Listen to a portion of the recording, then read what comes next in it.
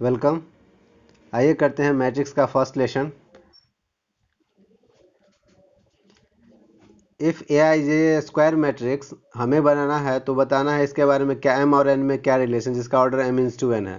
तो हम जानते हैं स्क्वायर मैट्रिक्स में रो और कॉलम की संख्या बराबर होती है, तो M is equal to N. First option correct option होगा। नेक्स्ट है, हमें इस मैट्रिक्स के बारे में बताना है कि कैसा मैट्रिक्स है। तो एसक्यू सिमेट्रिक मैट्रिक्स की एक पहचान मैं बता दूं। ये एसक्यू सिमेट्रिक में एक तो आप जानते हैं एसक्यू सिमेट्रिक की बात कि इसका ट्रांसपोज करने पर माइनस ऑफ ए आना चाहिए। किसी मैट्रिक्स का ट्रांसपोज करने के बाद A dash is equal to minus A, तो वो एसक्यू सिमेट्रिक मैट्रिक है, जिसको हम ऐसे करके कर सकते हैं। दूसरा क्या हमें यहाँ चेक करना है, तो डायगोनल एलिमेंट देखिए, डायगोनल नहीं कह सकते इसको, ये जो देख रहे हैं इस दोनों रिलेशन में क्या रिलेशन है। इनमें इनमें रिलेशन ये है कि ये इक्वल और निगेटिव इन साइन है। देखिए ये एलिमेंट इक्वल होते हैं। इस तरह के जो एलिमेंट है जो diagonal all zero, and rest जो एलिमेंट है वो क्रॉस जो है क्रॉसपॉन्डिंग ही समझ लीजिए, वो सारे क्या है, इक्वल ही है बट अपोजिट इन साइन। तो ऐसे मैट्रिक्स को एसक्यू सिमेट्रिक मैट्रिक्स कहते हैं। एसक्यू सिमेट्रिक मैट्रिक्स की यही पहचान है। एक कोई मैट्रिक्स है वो सिमेट्रिक है और एसक्यू सिमेट्रिक मैट्रिक्स है। अब सिमेट्रिक और एसक्यू सिमेट्रिक में दोनों एक साथ हो रहा है, ये पक्का पक्का जीरो मैट्रिक्स होगा, बाकी तो पॉसिबल नहीं है। Total number of possible matrices of order 3 × 3 with the entry 0 और 1।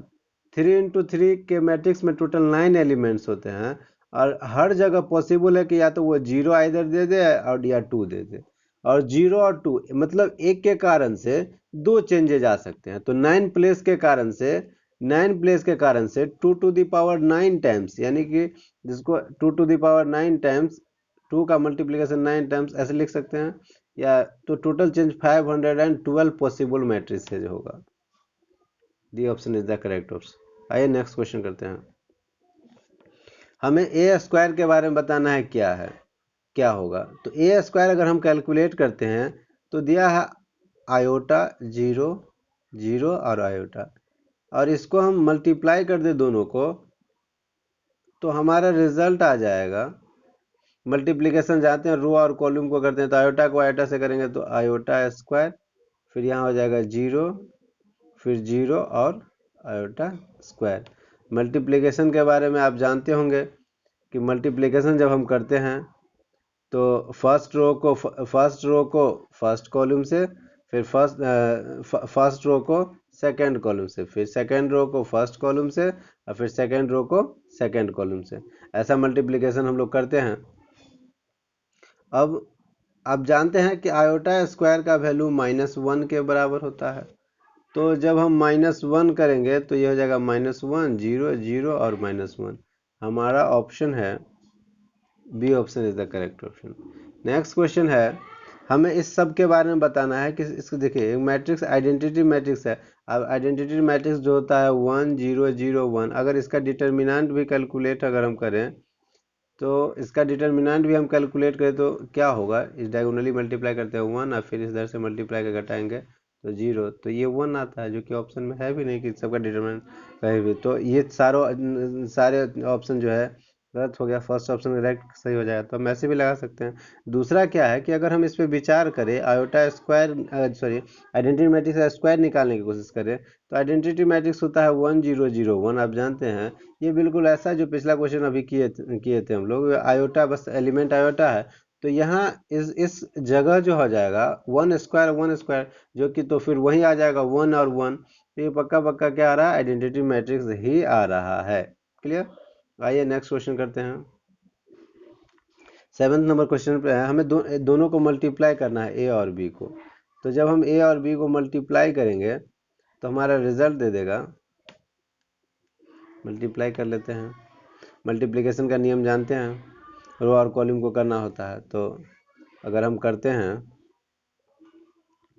फर्स्ट रो को फर्स्ट कॉलम से, फर्स्ट रो को फर्स्ट कॉलम से, फिर फर्स्ट रो को सेकंड कॉलम से, आराम से मल्टीप्लाई कर लेते हैं। तो फर्स्ट को करेंगे तो हो जाएगा 1, फिर यहाँ करेंगे तो फिर आ जाएगा 1 + 0 1, फिर 0 को ध्यान से कि इस जीरो के इस जीरो से करना जीरो और 1 को 1 से करेंगे तो 1 और यहाँ आ जाएगा 0। तो हमारा रिजल्ट आ गया ये B option is the correct option. Next question है, हमें दो मैट्रिक्स दिया गया है, इसके corresponding element equality of matrix में इक्वल होता है, यानी 1 माइनस एक्स का वैल्यू 6 के बराबर, यह दे देगा x is equal to -5। C option is the correct option. Next question करते हैं। अब यहाँ पे यह एक सिमेट्रिक मैट्रिक्स है, तो हमें एक्स वाई और टी का वैल्यू निकालना है करस्पॉन्डिंग। तो हम एक्स वाई टी जिस तरह से हमने स्क्यू सिमेट्रिक मैट्रिक्स के बारे में पढ़ा था, उसी तरह से सिमेट्रिक मैट्रिक्स में भी ये जो ये इसके बराबर होगा, ये 4 ऐसे दोनों सब बराबर होते हैं। वहाँ पे विद निगेटिव इक्वल तो होता ही था विद निगेटिव साइन, लेकिन यहाँ पे निगेटिव साइन के साथ तो नहीं होता, इक्वल हो जाता। तो यहाँ से हमको मिल जाएगा y का वैल्यू 2 के बराबर, x का वैल्यू 4 के बराबर और t का वैल्यू -3 के बराबर, यानी कि x 4 2 और -3। B option is the correct option. दूसरा क्या है, इसको हम ट्रांसपोज कर ले और ट्रांसपोज करने के बाद जैसे 5 2 और x और करस्पॉन्डिंग एलिमेंट का मैच कर ले तो भी हो जाएगा। तो हमें x का वैल्यू जैसे यहाँ से 4 मिल रहा है, ऐसे हम लोग कर सकते हैं। अब आ गया पावर बूस्टर क्वेश्चन, इसका समय है। पावर बूस्टर क्वेश्चन में आप लोग जानते हैं एक कैलकुलेटिव क्वेश्चन होता है। अभी हम करते हैं इसमें एक कैलकुलेटिव, तो हमें ए बी को मल्टीप्लाई करके फिर उसका ट्रांसपोज निकालना है। तो अगर हम ए बी को मल्टीप्लाई कर ले, यहीं पे मल्टीप्लाई कर लिया जाए, बेहतर होगा कि हम यहीं मल्टीप्लाई कर ले, थोड़ा सा कैलकुलेटिव। अगर हम यहाँ मल्टीप्लाई करते हैं तो हमारा रिजल्ट आ जाएगा कुछ इस तरह से, फर्स्ट रो फर्स्ट कॉलम, हमारा रिजल्ट आ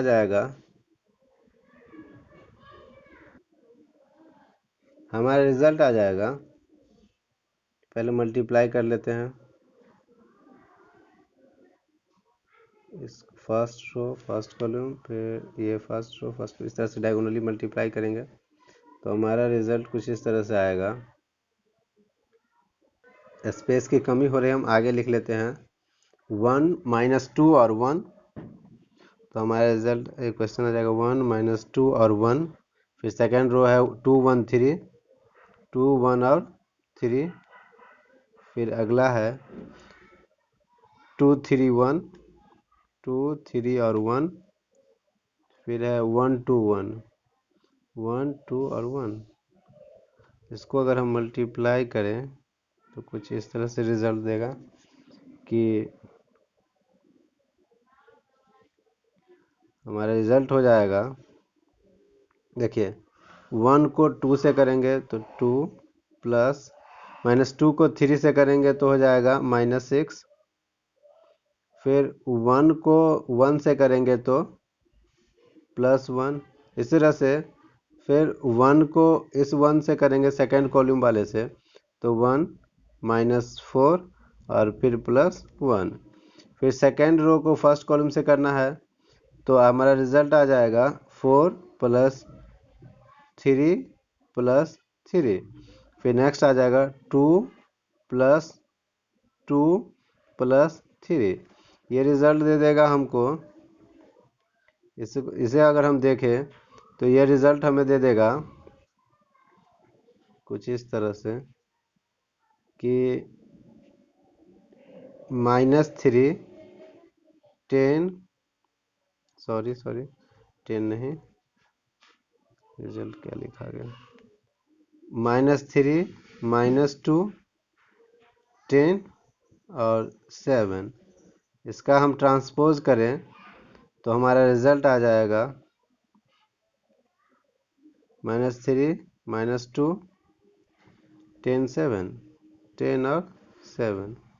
ऑप्शन देख लेते हैं, -2 -3 -3 -2 10 और 7, यही ऑप्शन।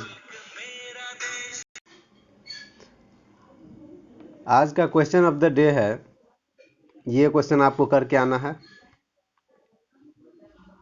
हौसला कम न होगा तेरा तूफानों के सामने, मेहनत को इबादत में बदल के तो देख, खुद ब खुद हल होगी जिंदगी की मुश्किलें, बस खामोशी को सवालों में बदल के तो देख। वीडियो देखने के लिए बहुत बहुत धन्यवाद। अगर आपको ये वीडियो उपयोगी लगा है तो प्लीज़ लाइक और सब्सक्राइब कर दीजिए। Thank you.